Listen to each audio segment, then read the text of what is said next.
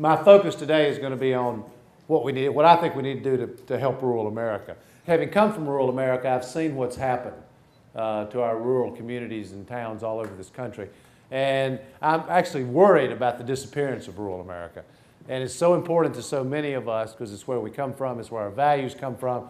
And I think we desperately need a president who actually focuses on what needs to be done to strengthen the smaller communities and towns in rural America. And I intend to be that president. So let me tell you,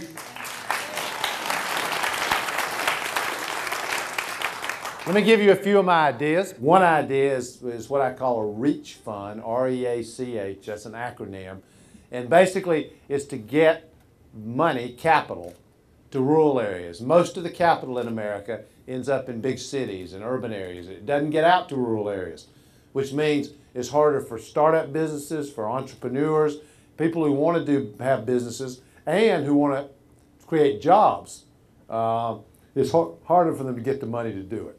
So we're going to create a national REACH fund, which is a capital fund specifically focused on making sure capital is available in rural areas. The second idea is we want to help family farmers.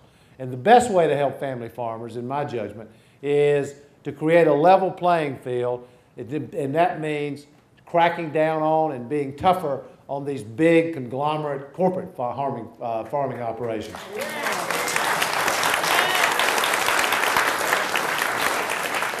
You know, family farmers are part of the heart and soul of this country, and they deserve a real chance. And we want to make sure the smaller communities have the infrastructure to be able to compete with bigger cities and urban areas, which means mapping out the places in America where broadband doesn't presently exist and making broadband available in those places.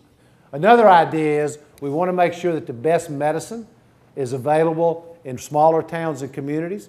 And so we want to use technology, broadband specifically, to link up our university medical systems with rural communities so that you can actually have access immediately, particularly in the case of emergencies, but not just emergencies, to the best medical care and the most sophisticated medical care. In addition to that, education. You know, we sometimes have trouble attracting our best teachers to smaller communities and rural areas. We ought to create a financial incentive to get our best teachers to those places so that we know that the schools, employers don't always looking at the school system to decide where they're going to locate, so that the schools can be strong in rural areas and the employers are satisfied that the education there will be good. We need to change what's happening in America. We use 22 million barrels of oil a day. 12 million of them are imported. That has to change. And if we do it smart, in a smart, thoughtful way, what we can do is not only get off our addiction to oil, but we can actually create jobs, I think 1 million plus jobs in rural communities all over this country.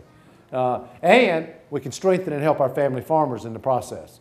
So if we do this and we do it right, we have a great opportunity, I think, to strengthen our economy, to do the right thing about climate change, and to strengthen America by getting off our addiction to oil. Basically, this whole idea is to strengthen rural America, to have a president who will stand up for rural America. This is easy for me because it's part of who I am, it's the way I grew up, and I intend to do everything I can as President of the United States to do exactly that. Thank you.